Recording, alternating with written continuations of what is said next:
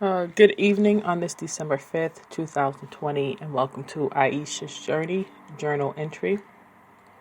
It is 10:38 p.m., and as you know, per the last two episodes, I am reading a book that I wrote some years ago called Win for Life, and I will be picking up for the third installment at chapter 6. This is after Ia, a year after Waldo goes to jail for the rape, and Ia is coming from her condo in Danbury to visit Miss Lisa Carroll at her home.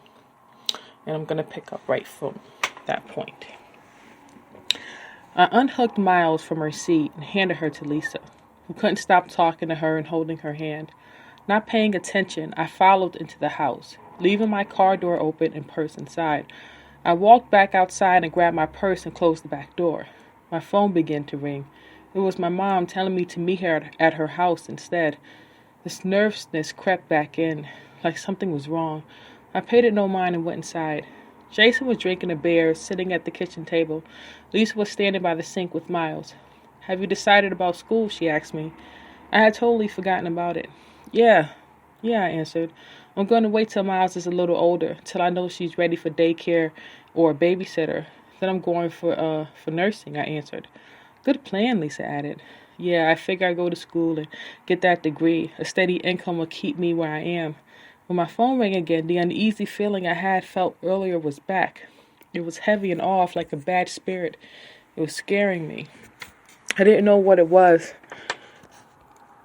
I said my goodbyes to Lisa and Jason and went out to my car. It had to be at least 90 degrees outside, and I hated having Miles in the heat.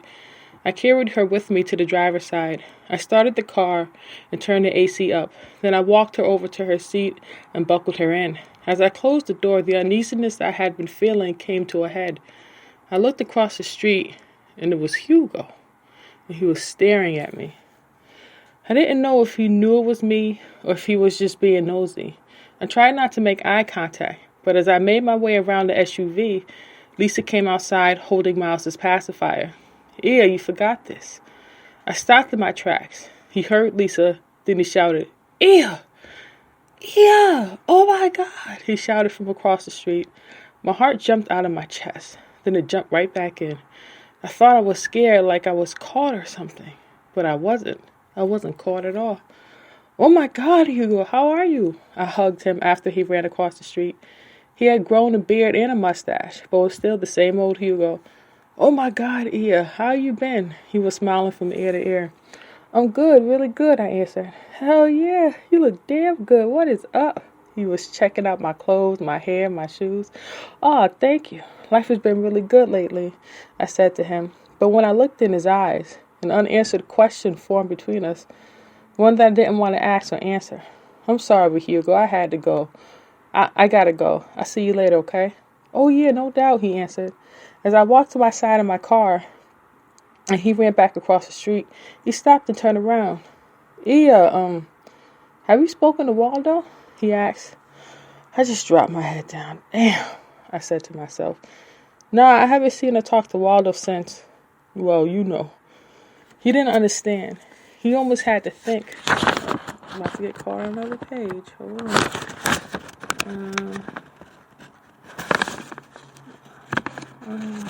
Not that one. I almost had to talk about the last time he saw me and the state in which he saw me in. But I heard Miles crying. I broke all concentration to get to her. I didn't even see Hugo come up from behind me to see what I was doing, till I turned and he was looking over my shoulder. "Yo, she is gorgeous. Is that your daughter?" he asked. "Yes," I answered.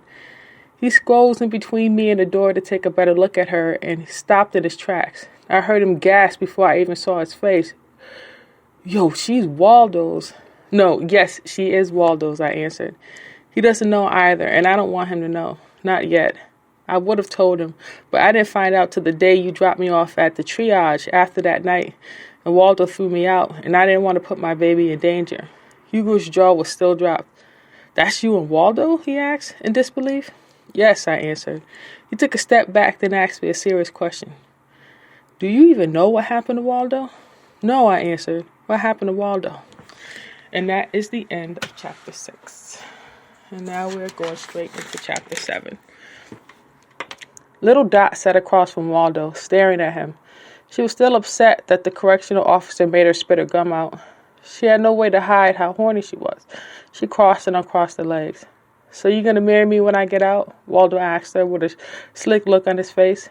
He had cut off his hair. He looked almost naked without it. "Why you cut your hair?" Dot asked, looking around at the other inmates in the visiting room. "Because I can't braid my own hair," he answered. He sat back in his chair and stared at Dot. It wasn't a good idea that Dot came. He was horny, she was horny, and they couldn't do anything about it. Zabolski Prison in Enfield, Connecticut was his home now, and would be for the next 7 years. Waldo had just missed being sent to Sing Sing Prison in Ossining, New York. "I was thinking about us getting a place when we get out, so we could live together first, like I used to with Ia." Little Dot had struck a nerve in Waldo, whether she meant to or not. She got the rise out of him she was looking for. And what the fuck that's supposed to mean? He gritted from behind his teeth. Little Dot raised her eyebrows and sucked her teeth. She loved getting back with niggas. Waldo didn't know he was messing with the right one. "The fuck you think it mean?" "Listen, boo, this cool and all, but as we both know, I like to fuck. Always have and always will. This here little setup ain't gonna work for me. I need dick, and I need it now." Little Dot sat quietly while licking her lips. Waldo's eyes had almost bulged out of its sockets. All he could do was stare. He couldn't do anything more. It infuriated him, bringing him to the same place that landed him in Zabolski in the first place. He couldn't calm down. He needed to calm down. And when his penis tried to harden, he beat himself down to stop it. Little Dot's crazy ass did not care about where they were or who was watching. Waldo thought about his first night there. He came in with 2 other guys named Body Blue and Nipsey. Body Blue was a killer, or so he bragged on the way in. Waldo tried to stay close by him, but that ended faster than a second. Body Blue was a killer, all right, but he was also a child molester. He raped over 8 boys under the age of 10. And what's worse, Waldo almost found out the hard way. The blood left his penis on its own, and for a brief moment, sex scared the shit out of him. He clenched and unclenched his fist. The gorilla inside just trying him, toying with him, slapping his head every which way but straight, beating his heart to a pulp and setting it free. He was scared, more or less. He was on his own. He wasn't somewhere safe. He was a first-time felon, and he needed to do everything he could to stay that way. But that's not what he did. He jumped and reached across the table, grabbing Dot by the throat. As the officers intervened, he whispered to her, "I don't want to see you here. Get the fuck away from me." The officers cuffed him and threw him in a hole. He lost his visiting privileges for 1 year and other infractions. Little Dot broke down in tears. She didn't mean to upset him, but that's who she was. That's how she got a rouse out of niggas. That's how she got what she wanted. She was embarrassed and left as fast as she could. She got in her car and laid her hand on the steering wheel. "The fuck I mess with these bum-ass niggas for? He ain't got no money, no job, can't fuck. I'm out, fuck Waldo." Dot threw her Jetta into reverse and backed out. She sped out of the parking lot and did not look back. Meanwhile, Waldo was heated. He was more upset with himself that he couldn't control his temper. He was just short of everything, and inside he could feel his stomach lining peeling. He sat in his bed in flames. This place was sickening him, making simple things horrible and horrible things even worse. He couldn't think of anything outside of the room he was in. It was like the walls had closed his mind in as well, playing racquetball with his thoughts, just hammering them against the 4 walls. He needed something, but he didn't know what. He needed to feel better than life itself. If he could he needed to be alive and far away from where he was. He didn't want to pretend or test the places his mind. He didn't want to test the places the mind goes when survival is limited to uncomprehensible measures. He tried to take it on and relax. But as soon as he closed his eyes, he saw Dot naked, and it sickened him.